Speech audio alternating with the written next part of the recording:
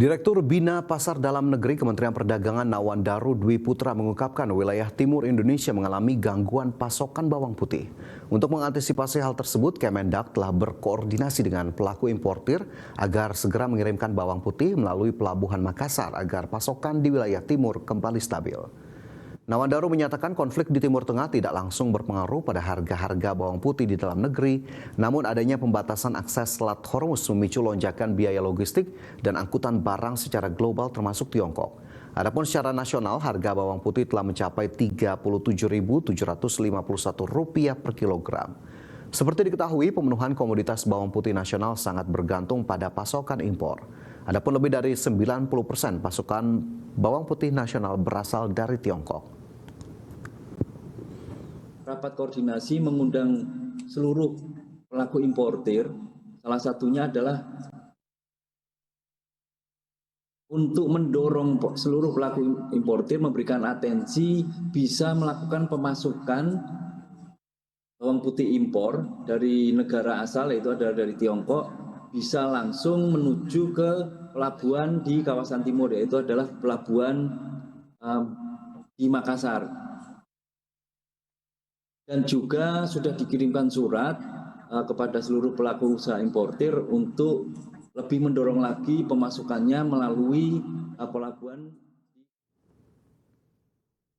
Badan Pangan Nasional menggandeng distributor dan importir memperkuat pasokan bawang putih guna menjaga harga tetap terkendali, sekaligus memastikan distribusi berjalan lancar hingga berbagai wilayah Indonesia secara berkelanjutan.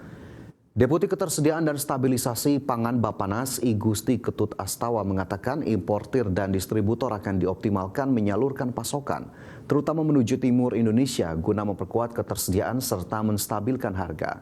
Adapun dalam mengatasi indeks perkembangan harga bawang putih, sebagaimana data BPS yang tercatat masih terjadi peningkatan sepanjang Juli 2026. Pemerintah memantau kondisi harga di tingkat pedagang grosir. Adapun salah satu lokasi pemantauan pasokan bawang putih dilakukan Bappenas di Pasar Induk Keramat Jati, Jakarta. Hasil pemantauan masih cukup aman. Pihaknya menjumpai harga bawang putih jenis Honan cukup stabil. Namun jenis bawang putih cutting yang lebih digemari masyarakat memerlukan pasokan yang lebih intensif. Akan kembali rapat dengan para importir, meminta dan memantau sekaligus meneliti posisi harga sebenarnya, posisi cutting ini seperti apa, sehingga nanti tatkala nanti pasokan cutting bisa ditambah, harapan kita harganya bisa stabil untuk bisa menurun. Itu yang pertama. Yang kedua, tentu harapan kita dengan posisi PKJ yang stoknya relatif stabil, mudah-mudahan ke depan harga bisa kita kembalikan.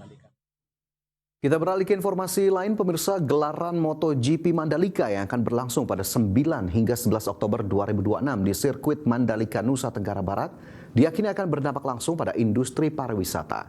Gelaran MotoGP Mandalika juga akan mendorong perekonomian daerah.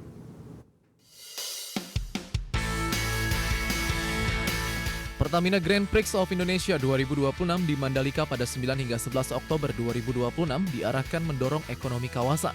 Ajang yang berlangsung di Pertamina Mandalika International Circuit Lombok, Nusa Tenggara Barat itu memasuki tahun kelima dengan mengusung tema The Rise of the Local Heroes. Direktur Operasi Injourney Tourism Development Corporation sekaligus Chairman Pertamina Grand Prix of Indonesia 2026, Troy Waroka mengatakan bahwa persiapan tidak hanya dilakukan pada lintasan balap, melainkan mencakup hotel, transportasi, penerbangan, akses kawasan, dan layanan pengunjung.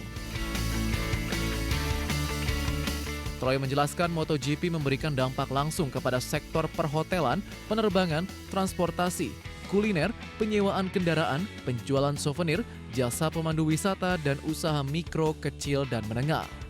Pada penyelenggaraan tahun sebelumnya, dampak ekonomi MotoGP Mandalika disebut mencapai sekitar 4,9 triliun rupiah.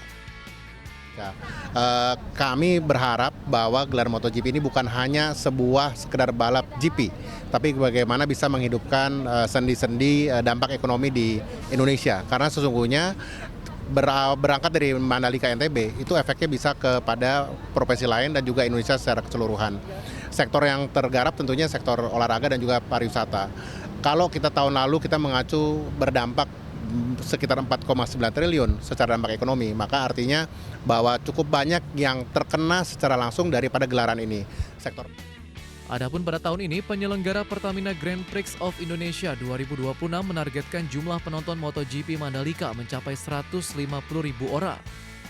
Target tersebut didorong optimisme terhadap meningkatnya minat masyarakat menyaksikan balapan secara langsung berkat kehadiran dua pembalap Indonesia yakni Mario Suryo Aji dan Veda Ega Pratama.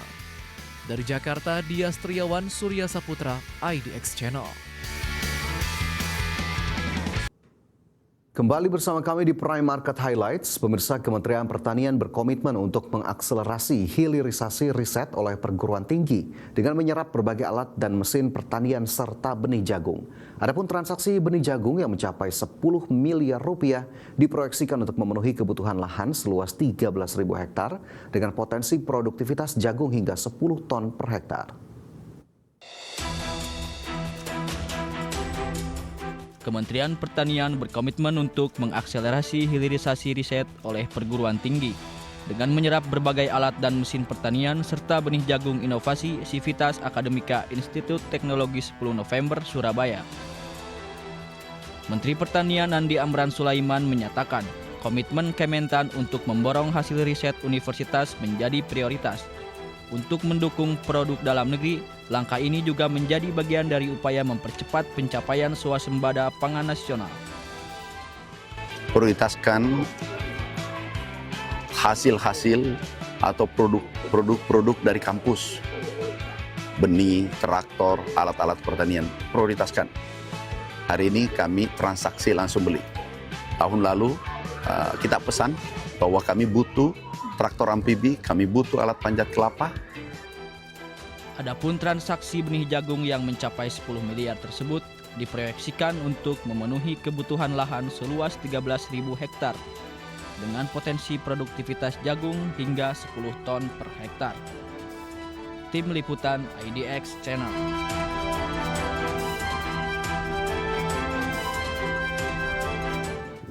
Pemirsa, Peri Warjio resmi mengundurkan diri dari jabatan Gubernur Bank Indonesia. Pemerintah menunjuk Destri Damayanti sebagai penjabat Gubernur sementara Bank Indonesia hingga Gubernur definitif ditetapkan.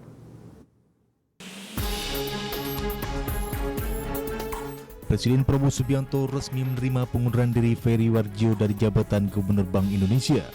Pemerintah kini menindaklanjuti proses administrasi dengan menyiapkan keputusan Presiden mengenai pemberhentian Peri secara hormat sesuai ketentuan dalam Undang-Undang Bank Indonesia. Menteri Sekretaris Negara Prasetyo Hadi mengatakan surat pengunduran diri Peri telah diterima Presiden dan diproses berdasarkan mekanisme yang diatur dalam Undang-Undang Bank Indonesia. Pemerintah mengapresiasi atas pengabdian Peri yang memimpin Bank Sentral selama sekitar 7 tahun.